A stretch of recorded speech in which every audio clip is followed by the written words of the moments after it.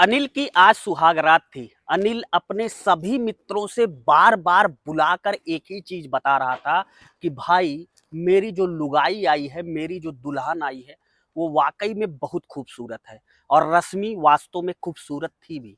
देखने में ऐसी थी जैसे जन्नत से कोई परी आ गई हो। जो भी उसे देखता था, या जब वो अपने जवानी के दहलीज पर थी, जब उसकी शादी नहीं हुई थी, बहुत से लोग उसे दिल से चाहने वाले थे। लेकिन अंततः अब उसकी शादी हो चुकी थी और वह अनिल के घर अनिल की पत्नी, अनिल की दुल्हन बनकर आ चुकी थी। आज अनिल और रश्मि की सुहागरात थी। अनिल बहुत खुश था कि वो पहली बार इतनी सुंदर अपनी पत्नी को देखने के बाद क्या गिफ्ट देगा। अपने कई मित्रों से पूछता है कि आखिर वो अपनी नई नवेली दुल्हन रश्मि को क्या गिफ्ट दे।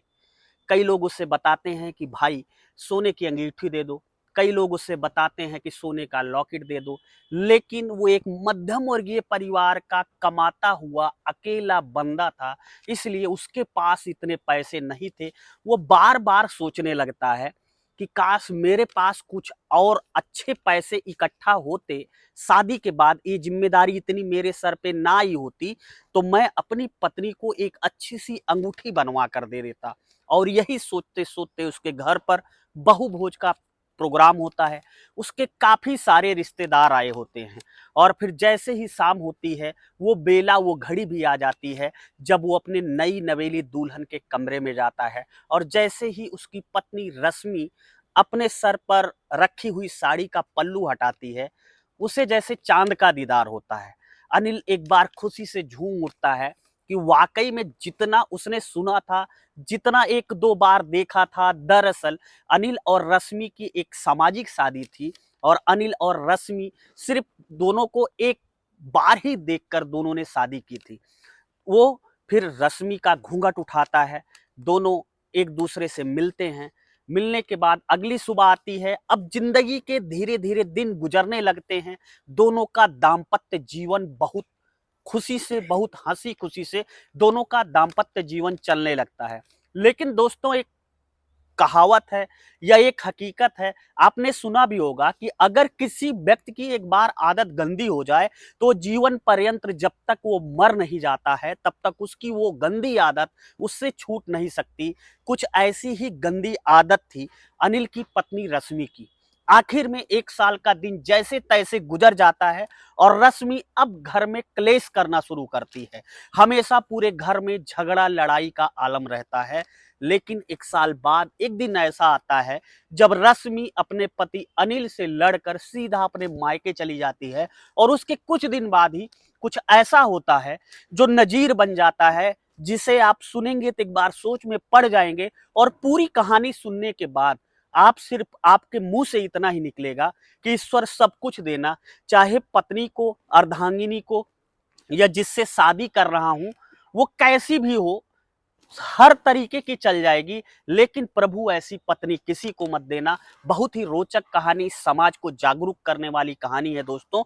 कहानी में आगे बढ़ने से पहले आपसे मेरा बस छोटा सा वही विनम्र अनुरोध है कि मेहनताना के तौर पर चैनल को सब्सक्राइब कर लीजिएगा। और अगर यहाँ तक आए हैं तो इस कहानी पर एक लाइक दे दीजिएगा, क्योंकि ये कहानी आपको जागरूक करेगी। समाज में उन लोगों के जो अपने चेहरे पर कई चेहरे लगाकर चलते हैं, वो पुरुष भी हो सकते हैं, वो स्त्रियां भी हो सकती हैं, वो महिलाएं भी हो सकती हैं, वो लड़कियां भी हो सकती हैं। इसलिए समय रहते आपको सतर्क करना हमारी जिम्मेवारी बनती है। जैसा कि आपको पता हो, अपने चैनल पर एक मुहिम चल रही है। जिन लोगों का प्यारा सा कमेंट और सपोर्ट हमें हमारी पिछली कहानी पर मिलता है, उनका नाम हम अगली कहानी में जरूर लेते हैं।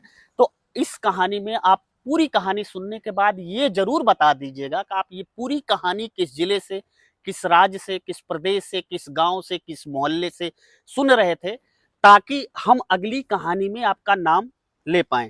दोस्तों, सबसे पहले उन लोगों के नाम, कहानी शुरू करने से पहले जिन लोगों का प्यारा सा कमेंट और प्यारा सा सपोर्ट हमें पिछली कहानी पर प्राप्त हुआ था, सबसे पहला नाम है सोहित तिवारी का। सोहित तिवारी जी हैं मेठी से, जिन्होंने कहा था कि मेरी अगली कहानी में मेरा नाम जरूर ले लीजिएगा। दूसरा नाम है राशि यादव। तीसरा नाम है राकेश यादव, जो कि सुल्तानपुर उत्तर प्रदेश से हैं। श्रवण कुमार हैं हरदोई, जिनका गांव है भिटाई, जिनका कमेंट हमें हर कहानियों पर मिलता रहता है। पंडित मुन्ना सिंह प्रधान है अयोध्या उत्तर प्रदेश से। तो आप लोगों का प्यारा सा कमेंट हमें पिछली कहानी पर प्राप्त हुआ था। दोस्तों उम्मीद है आपका प्यार और सपोर्ट ऐसे ही मिलता रहेगा। अगर आप चैनल पर नए आए हैं तो चैनल को सब्सक्राइब करके और कमेंट बॉक्स में आप कहानी कहां से देख रहे थे ये जरूर बता दीजिएगा। बिना आपका समय जाया किए कहानी की तरफ वापस लौटते हैं। अब अनिल और रश्मि 1 साल का जब पूरा दाम्पत्य जीवन अपना जिंदगी गुजार लेते हैं, सब कुछ अच्छे खासे से चलने लगता है, लेकिन अनिल अब देखता है कि उसकी पत्नी रश्मि हर बात पर, छोटी मोटी बातों पर घर में क्लेश की स्थिति उत्पन्न कर देती है। आए दिन वो उससे झगड़ा लड़ती रहती है और एक दिन नौबत यहां तक आ जाती है कि रश्मि अपने पति अनिल के ऊपर हाथ छोड़ देती है। अब अनिल को ये बहुत बुरा लगता है। वो उसके ऊपर हाथ तो नहीं छोड़ता पति होकर, लेकिन रश्मि से कहता है कि अगर तुम्हारा ससुराल में मन नहीं लग रहा है, तुम मेरे साथ रहने के लिए एग्री नहीं हो, तुम मेरे साथ रहने के लिए राजी नहीं हो, तो तुम अपने घर चली जाओ, अपने मायके चली जाओ। अब रश्मि उसी दिन उसी समय अपने मायके चली जाती है। दरअसल दोस्तों ये सच्ची घटना है। अपने भारत का एक राज्य पड़ता है उत्तराखंड। उत्तराखंड का एक जिला पड़ता है उधम सिंह नगर, और उधम सिंह नगर जिले का ही एक मोहल्ला पड़ता है काशी नगर। ये काशी नगर की घटना है। अब अनिल से रश्मि जुदा हो जाते हैं। रश्मि अपने मायके चली जाती है। अच्छा, रश्मि के मायके में उसकी माँ के अलावा एक भाई था। रश्मि जब अपने मायके पहुंचती है तो उसके घर वाले वैसे भी शादी के पहले भी रश्मि की कुछ गंदी आदतें ऐसी थी जिससे उसके भाई और उसकी माता उससे मतलब नहीं रखते थे। जब रश्मि अपने घर पहुंचती अपने मायके तो उसके घर वाले वैसा ही बर्ताव उसके साथ करते हैं और कहते हैं कि बिटिया अब तुम्हारा यहाँ पे कोई स्थान नहीं है, हमने तुम्हारी शादी विवाह कर दी, तुम्हारे पति के साथ तुम्हें विदा कर दिया, तुम्हारी जिंदगी है, तुम्हें कैसे काटना है तुम खुद देख लो। अब रश्मि समझ जाती है कि ये लोग उसे सपोर्ट करने वाले नहीं। भी वहीं उधम सिंह नगर में ही एक किराए का कमरा ले लेती है और किराए का कमरा लेकर रहने लगती है। अब रश्मि की मुलाकात उसकी एक सहेली होती है रीना, उसकी मुलाकात रीना से हो जाती है। रीना और रश्मि दोनों पहले साथ साथ काम करते थे। अब रीना रश्मि से पूछती है कि बहन तुम्हारी तो शादी हो चुकी थी, तुम यहाँ कैसे किराए का कमरा लेके रह रही हो। तब रश्मि कहती है कि दरअसल उसके पति से उसकी अब पटरी नहीं खा रही है, इसलिए वो अपनी ससुराल और अपने पति को छोड़कर चली आई है। अब रीना रश्मि से पूछती है कि ऐसा क्या हो गया बहन। तो रश्मि रीना से कुछ नहीं बताती है। फिर दोनों चले जाते हैं। 2-3 दिन का वक्त और गुजर जाता है। 2-3 दिन बाद रश्मि और रीना एक चाय की दुकान पर फिर से मिलते हैं और रश्मि रीना से कहती है कि बहन मुझे कुछ पैसे दे दो, और मुझे खाने पीने के लाले पड़ रहे हैं, मेरे पास पैसे हैं नहीं, जो कुछ था मैंने किराया दे दिया अपने कमरे का। अब रीना अपनी मित्र, चूंकि सहेली थी, दोनों पहले शादी के पहले रश्मि ने रीना के साथ काम किया था, रीना ने रश्मि को कुछ पैसे दे दिए। अब 2-3 दिन बाद जब दोनों फिर से मिलते हैं एक बार, तीसरी बार, तब रश्मि रीना से कहती है कि रीना बहन मुझे जो है काम पे लगवा दो। तब रीना कहती है कि देखो रश्मि, तुमने मेरे साथ बहुत सारा काम किया है और तुम्हें पता है कि अपने लाइन में क्या होता है। दरअसल रीना जो थी एक काल गर्ल थी, वो काल गर्ल का काम करती थी, देह व्यापार का धंधा करती थी। ऑनलाइन ऑनलाइन लोग उसे बुक करते थे, बुलाते थे। तब वो रीना रश्मि को समझाती है कि रश्मि देखो तुम अब शादीशुदा हो गई हो, तुम्हारे पति है, पहले तुम्हारी बात अलग की थी, तब तुम्हारी शादी नहीं हुई थी, कोई दिक्कत नहीं थी, लेकिन अब तुम शादीशुदा हो गई हो, तुम्हारे पास अपना पति है, वो तुम्हें कमाकर खिला रहा है। वो कहती है कि नहीं, मेरे रास्ते जो है वो बिल्कुल जुदा हो चुके हैं, अब मुझे अपने पति से कोई मतलब नहीं। कहती है कि ठीक है, कोई बात नहीं, मैं एक बार मालकिन से बात करूंगी। अब रीना अपने उस ऑनलाइन जो उसका कालगल का धंधा जहां से वो काम करती थी, उसकी जो मालकिन थी उससे बात करती है। तो रीना से उसकी मालकिन कहती है कि देखो रश्मि अपने जमाने में हमारे यहाँ सबसे टॉप क्लास की सबसे अच्छी कालगर रह चुकी है, इसलिए उसे बुला लो। अब अगले दिन रीना और रश्मि दोनों मिलते हैं और रीना रश्मि को बुला लेती है। फिर मालकिन किससे मिलवाती है और मालकिन फिर एक बार रश्मि को उसी काल गर्ल के धंधे में ढकेल देती है। उसका जीवन फिर से उसी तरफ चला जाता है जहां शादी के पहले था। अब रश्मि कालगल का अच्छा खासा धंधा करने लगती है। धीरे धीरे समय गुजरने लगता है। तकरीबन 3-4 महीने का समय गुजर जाता है और इधर अनिल बार बार रश्मि को कहता कि रश्मि, आपस में पति पत्नी में थोड़ी बहुत मनमुटाव तो होते ही रहते हैं, झगड़े तो होते ही रहते हैं। कौन सा ऐसा पति पत्नी दुनिया में है जिसके बीच झगड़े नहीं होते हैं। तो रश्मि प्लीज तुम वापस चली जाओ। लेकिन रश्मि थी कि अब उसकी चाल ढाल, उसके रास्ते पूरी तरीके से बदल चुके थे, इसलिए रश्मि अनिल के साथ आने के लिए तैयार नहीं थी।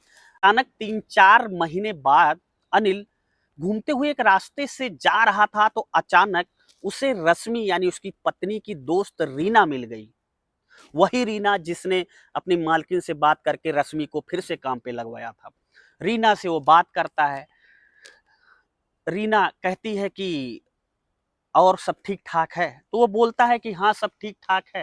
तुम्हें पता होगा रश्मि मुझे छोड़कर चली आई है और मेरे ऊपर उसने बाकायदा कोर्ट में तलाक का केस भी कर दिया है। रीना कहती है कि हाँ। अब वो चले जाते हैं, दोनों लोग आपस में बात करके धीरे धीरे चले जाते हैं। रीना अपने तरफ चली जाती है, अनिल अपने तरफ चला जाता है। कोई भी बातचीत नहीं होती। ना ही रीना रश्मि के बारे में यानी कि अनिल की पत्नी के बारे में उसको कुछ बताती है कि वो अब कालगल के धंधे में आ चुकी है, गलत धंधे में उसने गलत धंधे में वो फिर से आ गई है। वो पहले शादी के पहले वही धंधा करती थी। दरअसल अनिल को पता भी नहीं होता है कि शादी के पहले उसकी खुद की पत्नी रश्मि कालगल थी। एक दिन रीना चूंकि छुट्टी पे थी, उसकी तबीयत बहुत अच्छी नहीं थी, इसलिए उसके कुछ ऐसे ग्राहक थे जो सिर्फ उसकी मालकिन से रीना की डिमांड करते थे। एक ग्राहक ऐसा था जिसके पास पैसों की कोई कमी नहीं थी, बहुत सारे पैसे थे, बहुत बड़ा रईस आदमी था वो व्यक्ति। उसके मालकिन के पास फोन करता है और रीना की मांग करता है कि रीना को भेज दो। लेकिन मालकिन द्वारा कहा जाता है कि रीना आज छुट्टी पे है, रीना की तबीयत बहुत ज्यादा खराब है, इसलिए आज वो नहीं जा सकती है। मैं रीना की जगह पर उससे अच्छी लड़की भेज रही हूँ। और फिर रश्मि को उस जगह भेज दिया जाता है और वह ग्राहक रीना का परमानेंट ग्राहक होता है। यानी उसे जब भी लड़की बुलानी होती थी ऑनलाइन तो रीना को ही बुलाता था। अब रश्मि रीना की जगह पर चली जाती है और जब वो जाती है तो उसे रात गुजारने के 50,000 रुपए मिलते हैं। और जब 50,000 रुपए रश्मि को मिलते हैं तो 50,000 रुपए देखने के बाद रश्मि सोचती है कि उसके जितने भी परमानेंट ग्राहक हैं जो सिर्फ रश्मि को बुलाते हैं, उनसे कई ज्यादा मलाईदार ग्राहक तो रीना के पास है। फिर क्या था, उसकी नीयत खराब हो जाती है और उस ग्राहक से पूरी रात बहुत प्यार भरी बातें करती है। अब दूसरे दिन से जब भी उस ग्राहक को, रीना का जो परमानेंट ग्राहक था, उसे जब भी जरूरत पड़ती तो मालकिन से रश्मि को बुलाता। अब रश्मि एकदम परमानेंट बन चुकी थी उस ग्राहक की। अब रीना को जब ये सब बातें पता चलती हैं तो अंदर से जल भुन जाती है कि उसके एक ग्राहक को रश्मि ने कैसे पटा लिया। अब वो रीना को पूछता ही नहीं है, जबकि वो रीना के लिए कितने पैसे उड़ा दिया करता था। अब ये बातें रीना को बहुत बुरी लग जाती हैं। एक दिन अनिल घूमते हुए रीना से मिलता है और रीना से रश्मि के बारे में पता करता है। तो रीना अनिल से बताती है कि दरअसल तुम्हारी पत्नी एक काल गर्ल है और वो आज भी कालगल का काम कर रही है। अब जब अनिल ये सब बातें सुनता है तो उसे लगता है कि कुछ लोग होते हैं जो जलन में आग लगाते हैं, रिश्तों में दरार पैदा करवाते हैं। लेकिन अनिल कहता है कि मैं इसे कैसे मान लूं कि मेरी पत्नी एक कालगल है। तब रीना अपने मालकिन का नंबर अनिल को देती है और अनिल से कहती है कि तुम इस नंबर पर बात कर लो और रश्मि को तुम जहां, जिस होटल में, जिस कमरे में, जहां जिस जगह चाहो पैसा दे के, कुछ मात्र पैसे अदा करके आप बुला सकते हो। तो अनिल कहता है कि ठीक है। फिर वो रश्मि और रीना की मालकिन जो पूरा धंधा देखती थी, कालगल का धंधा उस एरिया में चलाती थी, उनके पास कॉल करता है और अनिल उस मालकिन से कहता है कि मुझे आज रात में एक होटल में पूरी रात के लिए लड़की की आवश्यकता है। तो वो कहती हैं कि ठीक है, आपको कुछ पैसे अदा करने होंगे, वो भी पेटीएम, गूगल पे, फोन पे, जैसे पेटीएम वगैरह चलता है ऑनलाइन, वैसे पैसे पेड करने होंगे, तब मैं लड़कियों को आपके पास भेजूंगी जो आप सेलेक्ट करेंगे। तो वो कहता है मैं पेमेंट कर दूंगा, आप मुझे लड़कियों की कुछ पहले फोटो भेज दीजिए, मैं उसमें से सेलेक्ट कर लेता हूँ, अगर मुझे पसंद आएगी तो जो पसंद आएगी उसके हिसाब से मैं पेमेंट कर दूंगा जो आप बोलेंगे एडवांस में, बाकी उसके आने के बाद। अब उधर से कुछ देर बाद ही अनिल के व्हाट्सएप नंबर पर कई लड़कियों की तस्वीरें भेज दी जाती हैं, लेकिन संयोग कहिए, इत्तेफाक कहिए, उन लड़कियों में रश्मि की कोई भी फोटोग्राफ नहीं होती है। अब कुछ देर बाद ही अनिल पलट कर फिर मालकिन को फोन करता है, कहता है कि मुझे जितनी भी फोटो आपने मेरे व्हाट्सएप पर भेजी है, मुझे एक भी लड़की पसंद नहीं आई, आप कृपया करके दोबारा दूसरी लड़कियों की फोटो भेज दी। अब मालकिन दोबारा कुछ देर बाद दूसरी लड़कियों की फोटो भेजती हैं और दूसरी बार वाली फोटो में रश्मि की भी फोटो आती है। अनिल जैसे ही वो फोटो देखता है कि ये तो मेरी पत्नी की फोटो है, देखने के बाद वो एक बार झल्ला जाता है, लेकिन वो उसे रंगे हाथों पकड़ना चाहता था। इसलिए वो मालकिन से कहता है कि मालकिन इनका क्या रेट है, तो मालकिन कहती है कि 20,000 रुपए एक रात का। तो वो कहता है कि ठीक है आप भेज दीजिए। तो मालकिन कहती है कि आप कुछ अमाउंट 1,000 या 2,000 रुपया इस नंबर पर हमारे पेटीएम कर दीजिए और आप फिर होटल का एड्रेस दे दीजिए, मैं वहां पर इस लड़की को जिसको आपने चुना है, जिसको आपने सेलेक्ट किया है, उसको उसी होटल में भेज देंगे। अब वो कहता है कि ठीक है। अब वो 2,000 रुपया पेटीएम करके मालकिन को उसका सबूत स्क्रीनशॉट भेज देता है। अब मालकिन देखती हैं और फिर वो कुछ देर बाद होटल का एड्रेस भेज देता है। वो एक होटल पे पहुंचता है, वहां एक कमरा लेता है, उस कमरे का नंबर उसकी मालकिन को भेज देता है और फिर अंदर बैठकर कमरे की लाइट बंद करके वो रश्मि का इंतजार करने लगता है। करीब आधे घंटे बीत जाने के बाद रश्मि सजी धजी हुई कमरे में प्रवेश करती है, लेकिन ये क्या, कमरे में अंधेरा था। जैसे ही रश्मि की आहट आती है, वो कमरे में प्रवेश कर रही है, वैसे ही वो लाइट की जो स्विच थी, बटन, उसको ऑन कर देता है और ऑन करने के बाद जैसे ही लाइट जलती है तो अनिल देखता है कि सामने कोई काल गल नहीं, बल्कि उसकी जिसकी फोटो आई थी उसकी खुद की पत्नी रश्मि है। रश्मि अब अनिल को देखती है और अनिल रश्मि को देखता है। अब रश्मि अपने बचाव में अनिल से कहती है कि तुम इतने घटिया इंसान हो, तुम इतने गिरे हुए इंसान हो कि तुम होटलों में कालगल बुलाते हो। अब अनिल कहता है कि तुम अपने बारे में सोचो कि तुम कब से कालगल का धंधा कर रही हो, शादी के पहले भी तुम इसी धंधे में थी, शायद इसी वजह से तुम मुझे छोड़कर चली आई हो। वो अपने बचाव में कुछ कहना चाहती थी और बहुत कुछ कहती है। कमरे में दोनों की बहस होने लगती है और फिर होटल स्टाफ पुलिस को बुलाता है। पुलिस दोनों को पकड़कर थाने ले जाती है। थाने में दोनों अपना अपना पक्ष रखते हैं। लास्ट में अनिल झुक जाता है और अपनी पत्नी रश्मि को इतना कुछ होने के बाद भी वो अपने साथ लेकर जाने के लिए तैयार हो जाता है और पुलिस रश्मि को उसके पति अनिल के साथ उसके घर, उसके ससुराल भेज देती है। 7-8 दिन जैसे तैसे रश्मि और अनिल का रिश्ता फिर चलता है, लेकिन चूंकि रश्मि की आदत पूरी तरीके से खराब हो चुकी थी, इसलिए फिर से वो उसी रास्ते पर, उसी कीचड़ में, उसी गंदगी में जाना चाहती थी। क्योंकि कहते हैं ना कि कीड़े, जो गंदी नाली के कीड़े होते हैं, उन्हें अच्छाई और स्वच्छता पसंद नहीं आती। वो कहीं ना कहीं से उस नाली में उस गंदी चीज में जरूर जाना चाहेंगे। वही हाल यहाँ पर रश्मि का भी था। दोस्तों, तो ये थी आज की पूरी सच्ची कहानी। यहाँ पर सोचने वाली बात यह है कि इंसान आज कितना गिर चुका है कि उसे अपने रिश्तों की कोई भी अहमियत नहीं है, कोई भी तवज्जो नहीं है। बहुत सारे ऐसे लोग हैं जो पीठ पीछे ही अपनों की गर्दन उड़ाते रहते हैं और सामने वाले को लगता है कि नहीं, जो कुछ मेरे साथ हो रहा है वो सब कुछ अच्छा हो रहा है। दोस्तों, ये थी आज की पूरी कहानी। उम्मीद है कहानी आपको समझ आई होगी। और कहानी आप कहाँ से देख रहे थे, किस जिले से, किस राज्य से, किस प्रदेश से, ये जरूर बता दीजिएगा कमेंट बॉक्स में। और आपका रश्मि के बारे में क्या कहना है, आपका अनिल के बारे में क्या कहना है। क्या अनिल को जब ये लोग होटल के बाद थाने गए थे, वहां पर अनिल ने उसे अपनाया, उसे अपनाना चाहिए था या नहीं अपनाना चाहिए था। क्या अब अनिल को रश्मि से तलाक ले लेना चाहिए या नहीं लेना चाहिए, ये सब आप हमें कमेंट बॉक्स में जरूर बताएं। अगली कहानी में हम आपका नाम जरूर लेंगे। मिलता हूं ऐसी एक नई सच्ची जागरूक करने वाली कहानी के साथ आपको जल्द ही। तब तक के लिए जय हिंद, वंदे मातरम।